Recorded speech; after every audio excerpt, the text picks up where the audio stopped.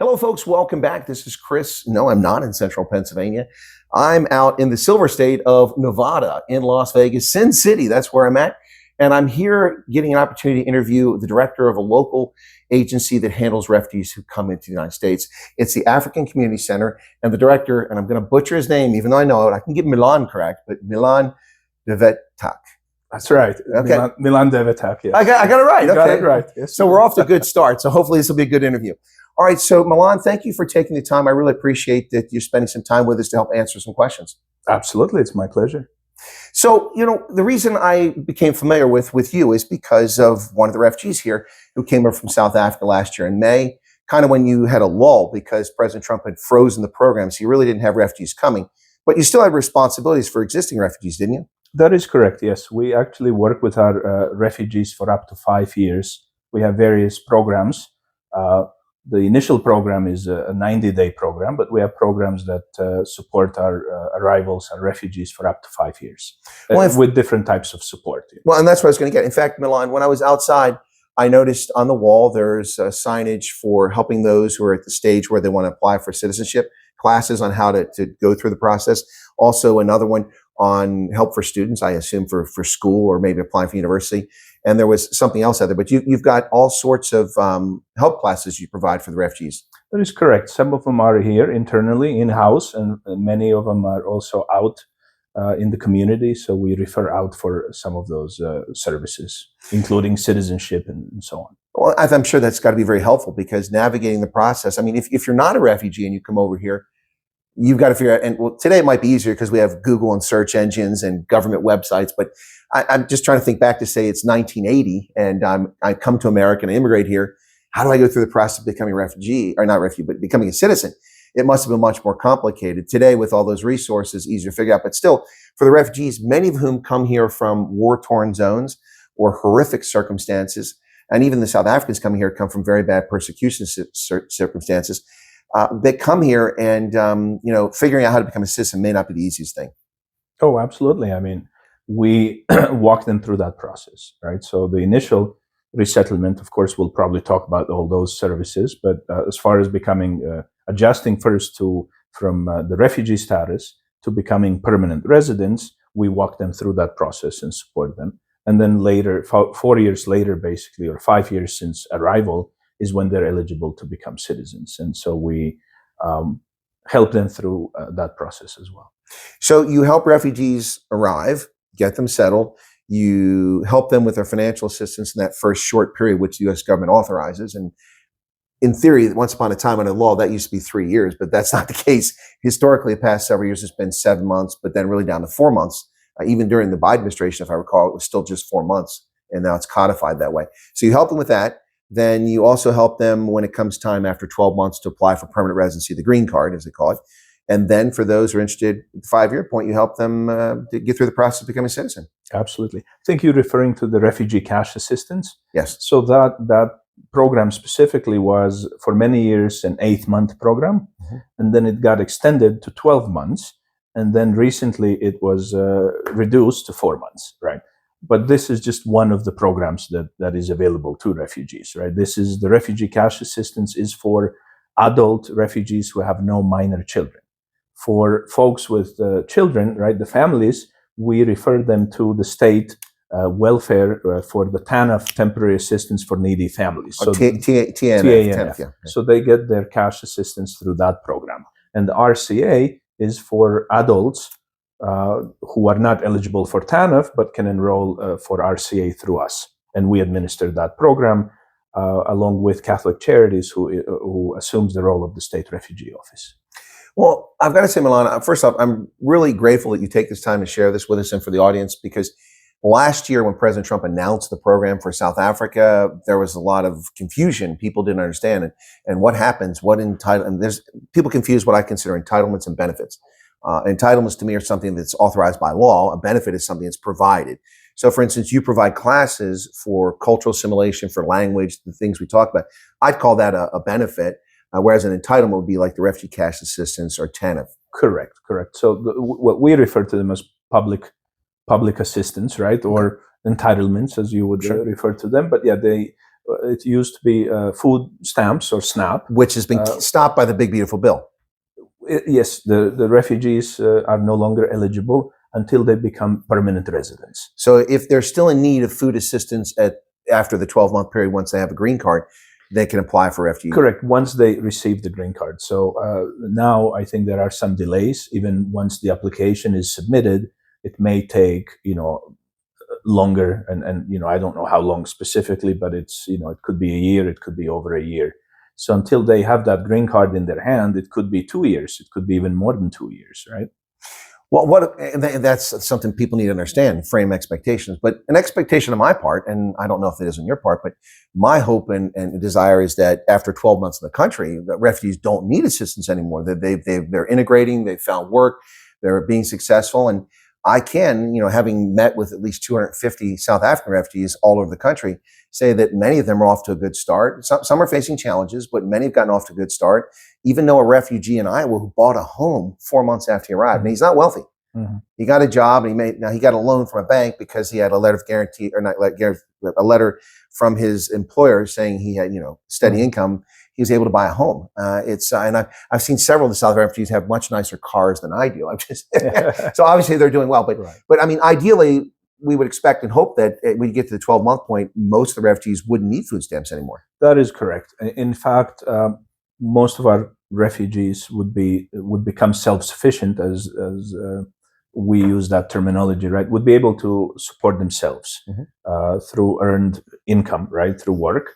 And usually, within 4 to 6 months, at least one member of the family, employable member of the family, would be working. And many times both, if it's a two, parent household and so on. So some refugees, of course, if they have some medical challenges or, some other barriers, it may take a bit longer. But on average, let's say, by the 6th month, they are earning income and able to almost independently, cover their expenses and so on. Well, that's encouraging. I mean, that's what we want. We want people to be successful. We don't want to just give them refuge and succor. We want them to succeed. So I want to shift a little bit here, Milan, and that is, I get a lot of questions from elderly South Africans who are concerned. Well, what do I do? I'm 67. I won't have a pension. What do I do? And I don't have the best answer for those folks, but this is what I say. And so please correct me and fill in where I missed the gaps. So what I tell to the South Africans who are elderly, who are concerned about coming over, I said, well, first off, because people are like, will I be able to work? Yes, because it's against federal law to discriminate on age. So you can work as long as you're capable. I mean, you go to Walmart, the Walmart greeters are not 22 for the most part, but you can work if you desire to and if you're able to. The second thing I talk about is that even if you've never paid in a Social Security program, you can get Social Security supplemental for those who are of age. And that's where I may not be 100% on this. So if you have elderly refugees that come over, obviously they'll get assistance initially, but what happens to them long term? Is there a support system for them? Because obviously they're not going to have a Social Security retirement package mm-hmm. because they didn't contribute for 10 years or 40 credits. That's what I'm trying to say. Yeah. Right. 10 years of 40. Oh, definitely. I've done that, but they don't have the 10 years of 40 credits. So what happens with the elderly? I mean, we don't abandon these people. Obviously that's another thing. So I have people saying, well, I can't come over. I'm too old. There's an 88-year-old South African woman who came over last year who's living in the States and she's doing okay. It doesn't matter if you're 8 or 88. Refugee status is not based on your wealth. It's not based on your ethnicity. It's not based on any of it. It's based on persecution, religious, sexual orientation, political persecution. That's the basis for it. And so it's important for people who are elderly to understand that you can come to this program. But Milan, if you could explain a little bit, maybe give an example, what happens to those who are not spring chickens when they come over? Yeah. So we have in the past had, a number of clients in that age group. And so what happens is we have a program that we understand that it may take a while to apply and get that SSI approved, right? And they, with the refugee status, are eligible for the supplemental security income, right? Which SSI stands for. And so until they're approved, right, we are able to support them. Let's say initially through the 90-day program, then of course the 4 months of RCA, the Refugee Cash Assistance. But then we also have other programs in place should they need the additional support. These programs are funded by ORR, the Office of Refugee Resettlement. And one of those programs is intensive case management, or ICM, where they would meet one of those vulnerability categories. I met your employee who does ICM here. Yes, correct. Yes.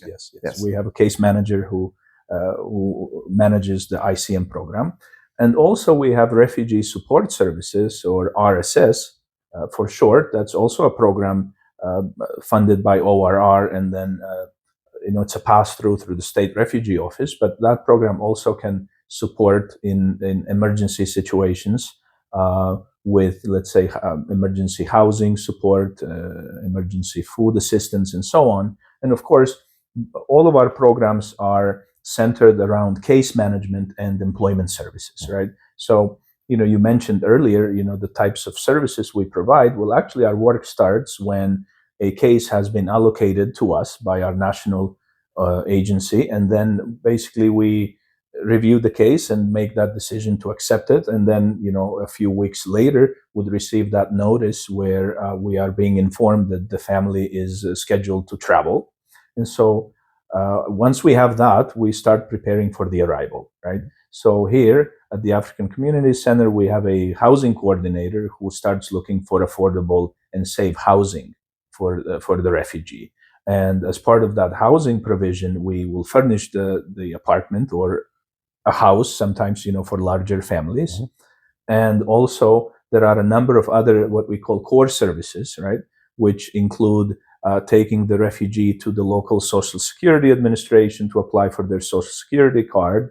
We also partner with the local Southern Nevada Health District, SNHD, to basically complete a health screening, which is a requirement in this program. They do it on the other end, but they have to do it when they arrive. They have to do it here as well. So we want to ensure that their health is in good shape. If they have any immediate health needs, that those can be addressed properly and timely, right? Then also we will guide them to apply for the state ID. In the meantime, they will receive their work authorization, or also known as the Employment Authorization Document, EAD, which is sent by the USCIS to our address here. And so once they have their Social Security card and their state ID, and then also their EAD, we then start basically looking for work for them. So we have job developers who are... So your organization actually helps refugees find work? Correct. So and all are supposed to do that, correct? Yes. I ask because I've run into some instances where some other agencies are telling refugees, go find a job, and they don't help them. But it's supposed to be set up so that you help them find employment, yes? Yeah. So there are two ways that this is handled, right? Some states, the employment piece is handled in-house by the resettlement agencies. Okay. And in some states that refugee support services is part of the state basically programs. Like Department of Health Human Services would run something like that? Correct, like the local welfare department, or the job WSS services and so on. So then they would be referred out. So in our state, it's part of the in-house services that we offer, and so it makes it easier. And so each refugee family will have a case manager that is assigned to their case, and also a job developer. And so these two individuals are basically supporting the case from the time they arrive, and a staff member goes to the airport, picks them up, takes them to either their permanent housing, or if, at times when permanent housing is not immediately available, we'll take them to the temporary housing for a week or two at the most, and then they will be moved into their permanent housing. And then all these appointments start, as I mentioned earlier, right? Social Security, health screening. We also register their children in school, and then adults for ESL classes, English as a second language. But, with our latest group, the Afrikaner group, many of them, in fact, so far, all of them have, come with fluent English skills. So they're not required to attend ESL classes, but we are requiring them to basically do other activities that are job related. So for this refugee cash assistance, we have a requirement that every person receiving this type of assistance will produce 12 hours of either English as a second language activities, right? Hours attending classes, or if they're sufficient and proficient, I should say, in the English language, then we will require them to basically do other things such as attend job fairs, come in for resume building, and job search, and so anything job related counts towards those 12 hours. So Milan, one of the things that I discovered in another agency like yours, which seems to be doing a really good job for refugees, is in Harrisburg, Pennsylvania, with a case officer there. That case officer, on the day that the first South Africans arrived, which was just a couple weeks ago, when they arrived that day, of course, he was at the airport, picked them up, which is kind of handy. It's only a 15-minute drive. So here it's not far either for the airport. Some people got to drive a long way. But so he was in the airport, picked them up. He actually did something, and I'm going to guess you probably do something similar. The rack rate for the hotel where he put them, nice hotel, brand new one, just built in the past year, a residence in, so you get like an apartment essentially, a kitchenette, which is kind of handy for refugees coming in. So rather just sitting in a Holiday Inn where you just have a bed and a toilet. So he went, and the rack rate was $189, and he said, that's too much. I mean, I can't put refugees in there. They're $2,400 or $2,000 will disappear just like that. So he said, can you do a better rate for us? And they came back and they lowered the rate, and it was $120. He said, that's still too much. And then finally the lady came back and he explained it was for refugees, and they gave him $89 a night. Very good. And also the refugee agency is a registered nonprofit, and it's under their name, so there's no taxes on it. So that will make the money last longer. So he had that before they came. On the day they arrived, and I actually went there the day they arrived after he met with them for a few hours. About in the afternoon, I got to meet the family. He already had their medical screening set up, an appointment for that. He had a Social Security Administration appointment to get the Social Security numbers. And ironically, the family actually had a job already because they knew someone in America that arranged, but it's not there, it's nearby. So that all happened pretty fast. In other places around the country, I talked to South African refugees, and sometimes after 6 weeks, they still haven't got an appointment with Social Security. Do you have a similar timeline? You try to execute certain things within a certain number of days when they arrive? Yeah. So let me share with you. In the past, clients, as they would basically arrive at the port of entry, or even it would be done overseas, when applying for the EAD, they would be able to apply automatically for the Social Security card. So there were probably, don't quote me on this, but several years when we didn't have to take them down to a. It wasn't a requirement because it was already done. Because it was already done. Okay. The cards. But that's no longer the case. Correct. So now it's done differently. So we have to basically, and we had done it this way many years ago. When so it's the worm is turned. Correct. So with the local Social Security Administration, they basically have to make an appointment, and so sometimes it takes. If you're lucky, you can get it within 2 weeks. Sometimes it's longer and all that. But I'm actually happy to share with you that we were able to reach out to the district manager. And so just this morning, I actually emailed and said, we have a family that arrived last week and one who came 2-3 days ago, and we're taking them tomorrow. Wow. So now That's we have incredible. that partnership where we're not waiting, but they're making, they're helping us basically cut that wait time, and we're going in and they're going to assist them timely. So I think what comes into play here, and people need to understand, is with these agencies to help refugees, if you have people that are go-getters that are trying, and maybe part of this is that doing this is not just a job, it's got to be a passion. Is that a fair statement? Well, I mean, we have been doing this for many years, right? And I shared this How long with have you been here? I personally have been here as director of the African Community Center for a little over 7 years. Okay. But previously I served in the same role as director at Catholic Charities for almost as many years, right? So you've been in this game for a long time. And my staff too, many of them are former refugees, and what I want to say is we've been doing this work, like as African Community Center, we have been open for 23 years, our national agency for 43 years. So, this is something that we're good at, something we are passionate about, as you said. And, we have, over these years, let's say here in Las Vegas, resettled over 5,000 refugees through the African Community Center. And we've, resettled refugees from Central America, from the Middle East, from Africa, from, many parts of the world, from Europe. So don't be fooled by the name, the African Community Center. It helps everybody. We are. Our name is African Community Center. But you help everybody. But we help everybody. Okay. Everybody that the federal government sends our way, We don't discriminate in any way. Doesn't matter where they come from. We welcome them with open arms and help them because they are in need. So what matters to us is that they are people in need, and what we do is support them and resettle them and welcome them and give them the tools and overcome the barriers to become self-sufficient. This is really, in a nutshell, what our programs, what the goal of all of our programs is. So Milan, one of the things I would imagine, particularly given inflation over the past 5 years or so, it's slowed down now, but it was out of control for a few years there, is the cost of lodging, accommodation, housing. So let me just explore this for a second. I want to get your take on this.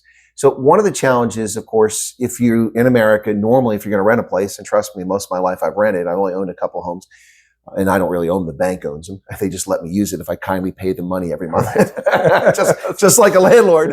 Yeah. But seriously, so if you're renting in America, normally they do a credit check on you. Refugees don't have a credit history, so that's a problem. Normally you have to have a deposit, and depending where you're at, that can be half a month's rent, but normally it's a month or 2 months deposit. So that's a challenge. Refugees, if you get an apartment, say it's $1,000 and you have a two-month deposit, that's $3,000 you need the first month, and that eats all your refugee assistance money. It's gone. So all of these factors play a role here. So and also they don't have Social Security initially, and when landlords also want those Social Security numbers sometimes. So the things that people need to find accommodation are lacking when they arrive. Mm-hmm. So refugee agencies have to be able to find places that are willing to take in people without that. And I suppose that if you have a good track record as a refugee agency of putting people in who pay their rent or they stay there and they're good tenants, that it lends credibility. But something you and I discussed yesterday, you mentioned, and I hope you don't mind me mentioning this, is that a lady came to your attention recently who's a South African who immigrated here many years ago. She's a realtor. And she heard that South African refugees are coming here and she wants to help. Now, she's got some high-end stuff that's going to be way out of the budget, so that's not going to be helpful. But she does have some lower end.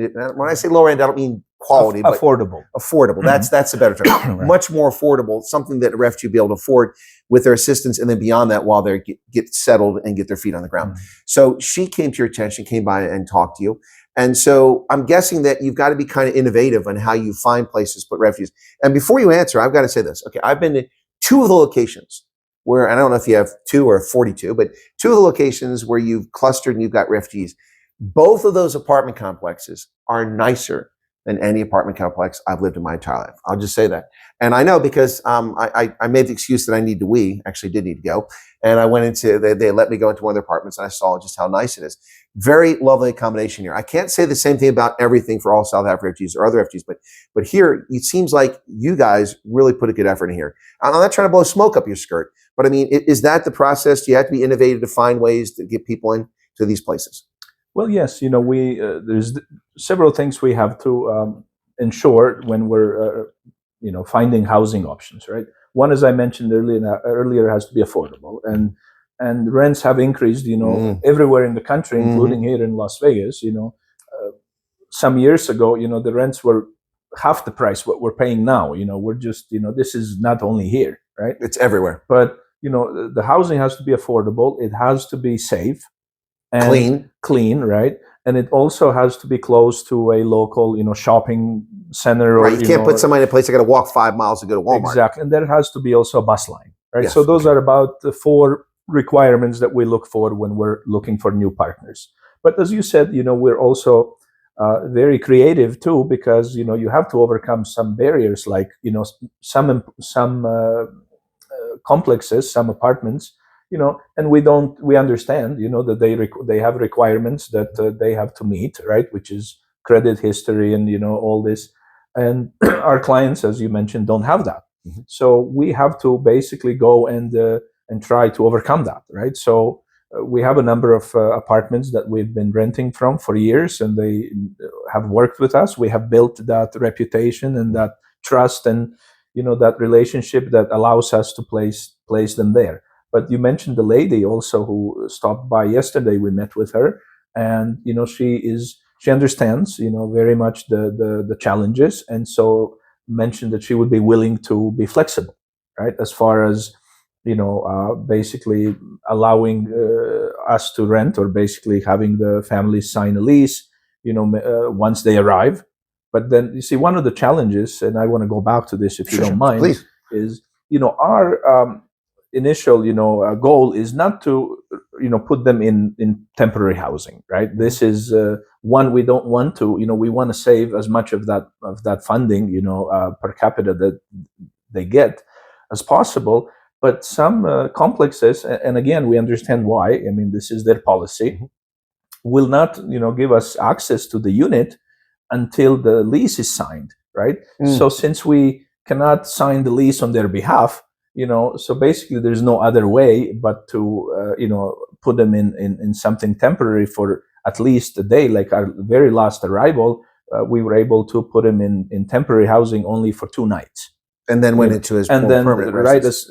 as he arrived, we completed the paperwork, and he signed the lease, and we were able to get access to the apartment, the keys, and he's now moved in and happy in his permanent housing. Now, right? with these places, so my experience of renting places in the past is that as the renter, you go with either the maintenance supervisor or the administrator, somebody there. You go and you inspect the place, you look at it.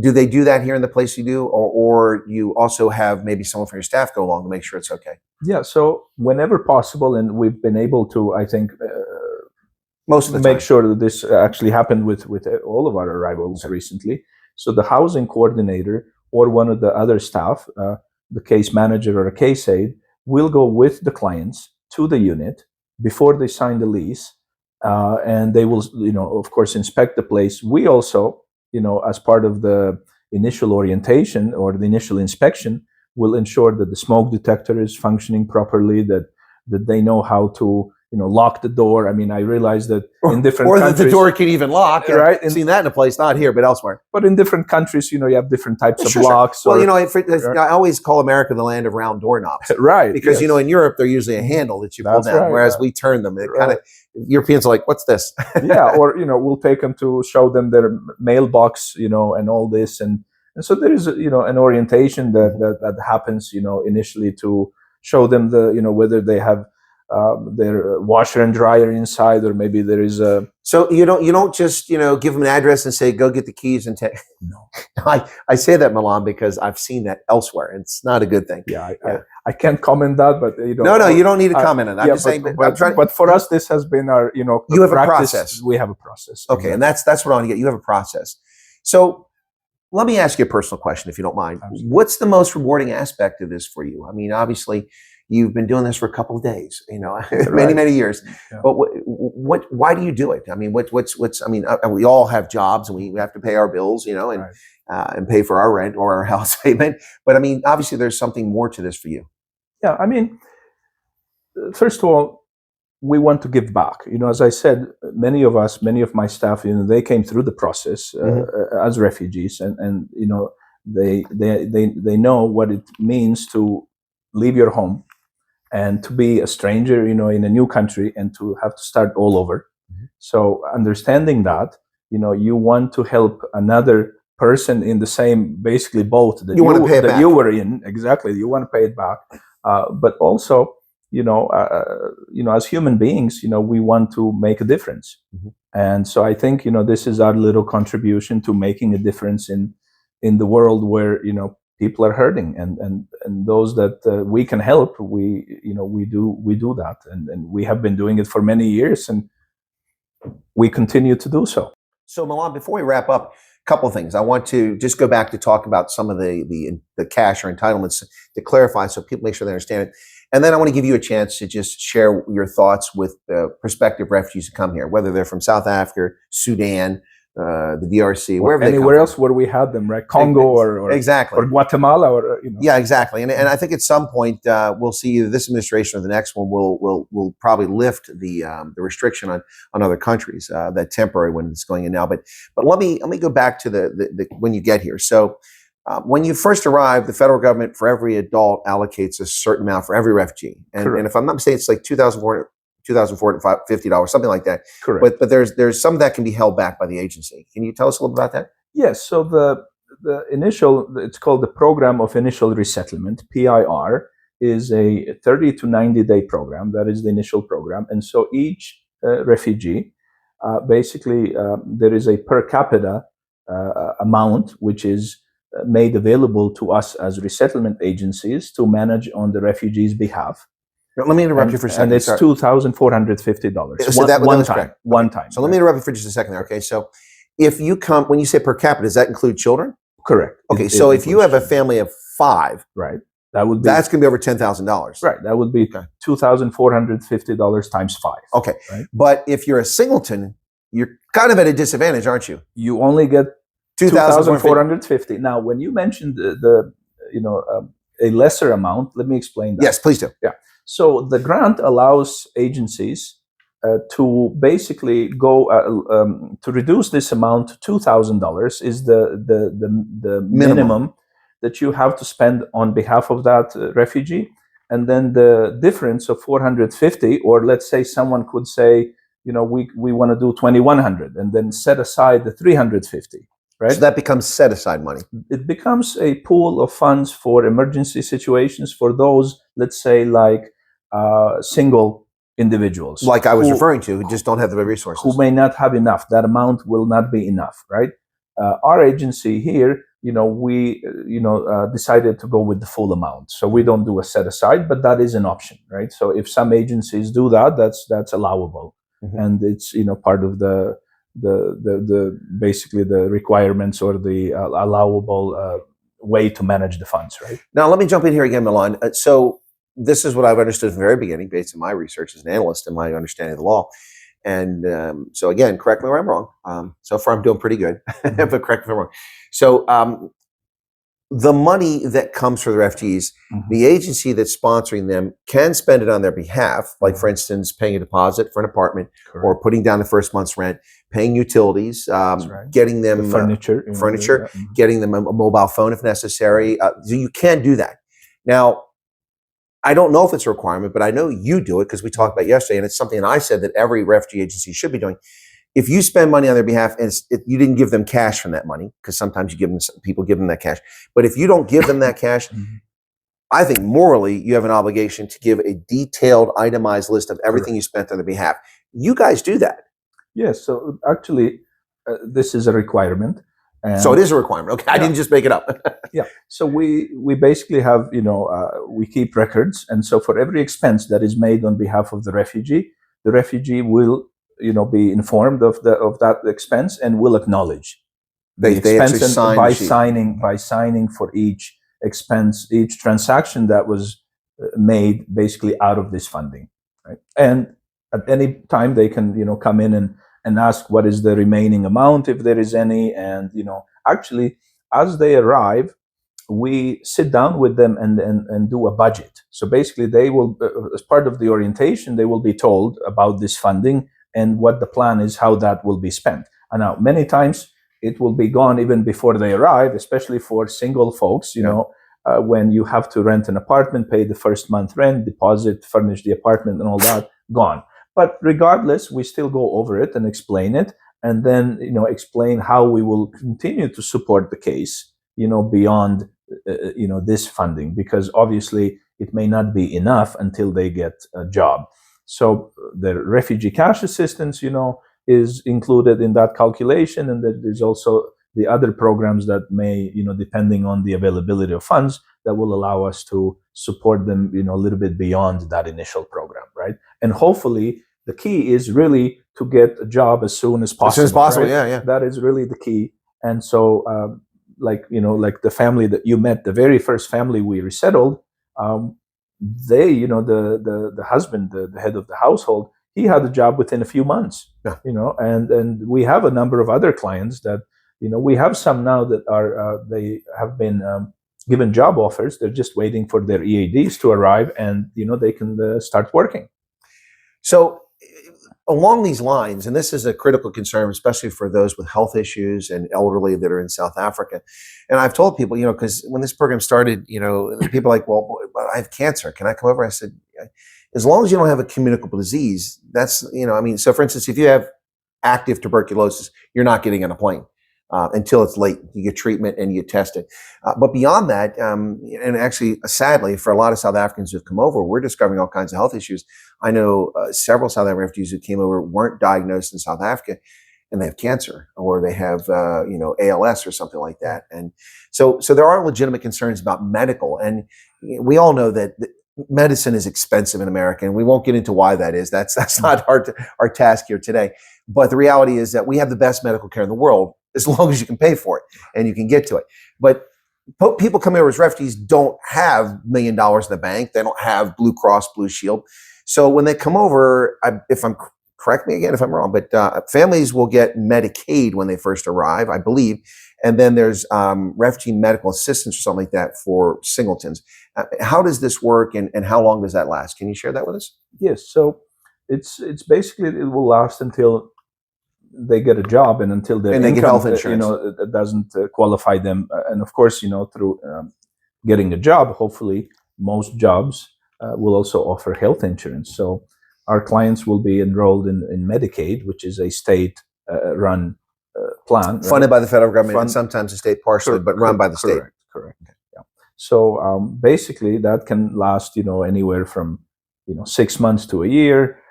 Depending when, even sometimes what they will start working and their income, it still qualifies them for, they will have maybe a few months of coverage, and then it gets basically cut off, right?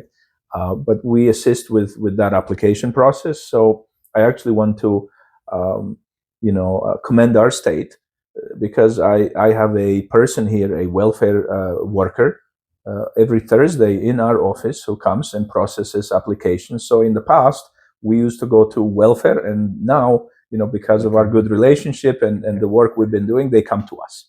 That's awesome. So once a week, we have a welfare person here. And, before, when refugees were eligible for food stamps, also known as SNAP, we would apply for food stamps, Medicaid, and TANF when they were eligible, when they had children, right? And nowadays, there's no SNAP or food stamps, but Medicaid and TANF is still what we apply for. We actually still apply for food stamps, to get that denial letter, sure, so that we can assist them through other means, to basically bridge that gap. Yeah. And there's other pieces of this too, and I've seen that you've done here. I've actually helped some South African refugees who weren't getting help in other places around the country. So for instance, one of the things I know I saw yesterday, I came in, you had a list of food banks for people that need some, they can go to these food banks. You've got addresses, you give it to the refugees. You also have I don't know if it's a lending closet, but you get donations. And so you have small appliances and clothing and things like that.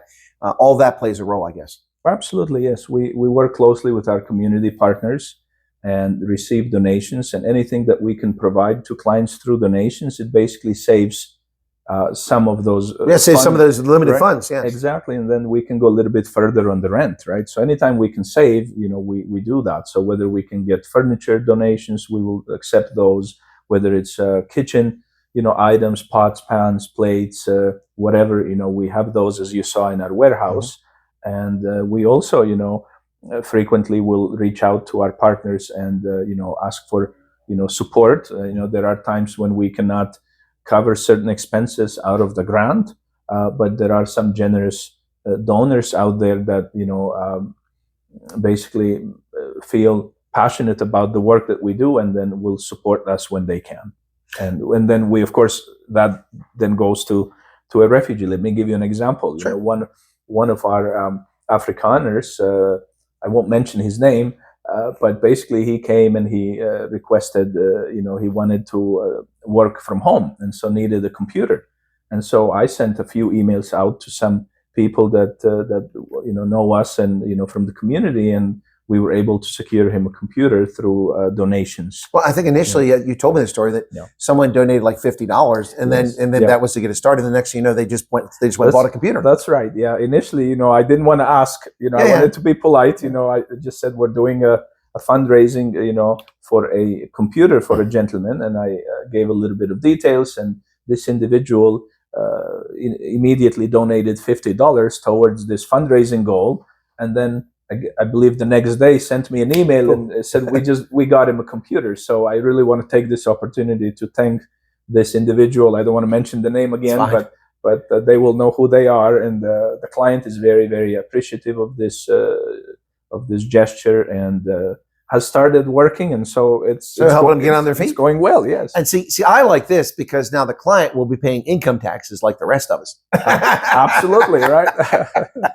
All right. So one final thing before I give you a chance to share your thoughts, and that is one of the concerns for South Africans, because they really don't have a lot of the services that we have here in the U.S. I mean, specifically, a number of parents who have autistic children are shocked at the level of care and interest from the schools and how they get treatment for their kids with autism and helping with that. And also you have people with disabilities, and I get these questions all the time. Well, I'm wheelchair bound. Can I be a refugee? Or what about this? We have federal law against discriminating, and that comes in housing as well. If you're wheelchair bound or you have infirmities, places that rent you have to meet certain standards. Right. So I think that what I'm trying to do is get a message across to people who are in this situation that it shouldn't be a major concern for you. You will be able to access the services that you need for yourself and your family. Is that a fair statement?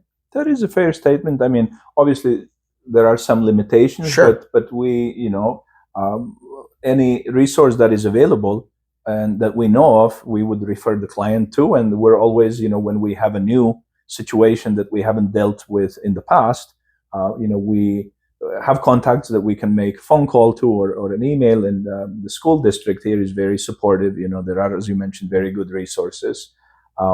We have the state refugee office, the health team of this state office is also very supportive, and will help the family get to the right specialists and to get the right assessments and the right support. So overall, we work together as a community.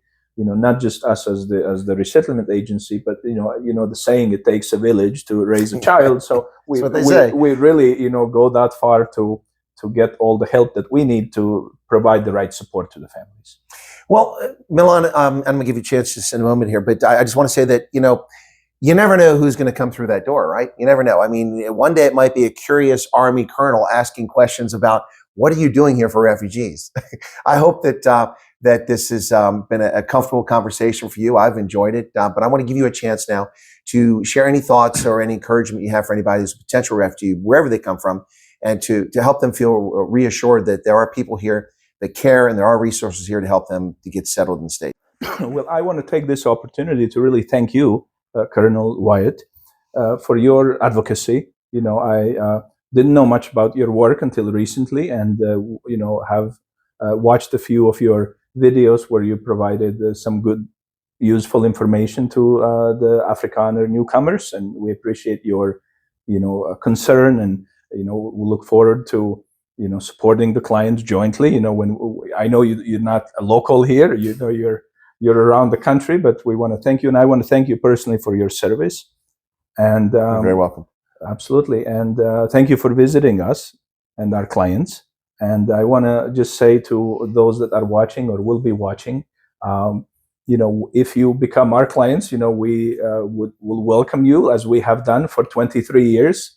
Whether you are coming from South Africa or the Congo or Guatemala or Afghanistan or any other country that we have welcomed in the past, and we'll do our best to provide the support that is available to us. Of course, the resources are not limitless, right? There are some limitations, but within what is available, we will do our best to support you. And I just ask for one thing, moving to another country, starting a new life takes some patience. So, come with a bag full of patience, right?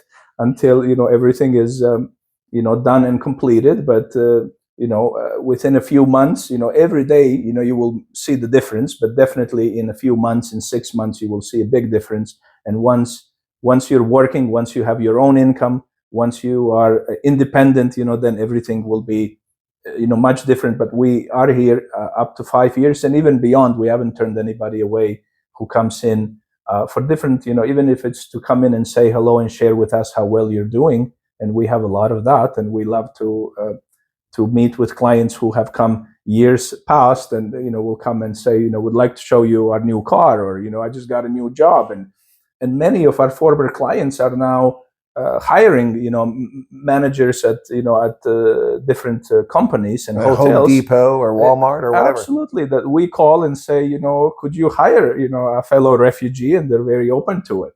Many of our former refugees are coming back to volunteer. Many of the former refugees are supporting our efforts, to support others. So, it's a cycle. You come in, you receive the help, and then there comes a time when you can give back. And so this is how we do it here. And I know it's done very similarly across the nation. So we are very grateful for the opportunity to partner with the federal government and with our local partners to do this work. It's very fulfilling. You asked me, why we do it. It's very fulfilling when we see someone succeed, even when they need a little bit of help. We all fall, but the key is to get up and and not give up. So this is the message that I have, and thank you. And hopefully those of you that will come to us, I look forward to meeting you.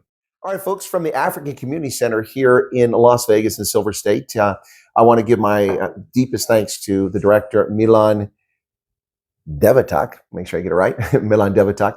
I want to thank him for his time and his consideration, and also for his staff. Very welcoming, very informative, very helpful when I met them yesterday, and also for taking the time to speak to folks today. I know that many people who watch this will be very happy to hear some things they've heard and better informed about what's going on here, particularly as the program continues for South Africans and when it opens up for other refugees from around the world once again. So from Las Vegas, the Sin City, I wish you all a very good and productive day. Thank you very much. God bless. And we'll catch you next time right here on Chris Wyatt Reports.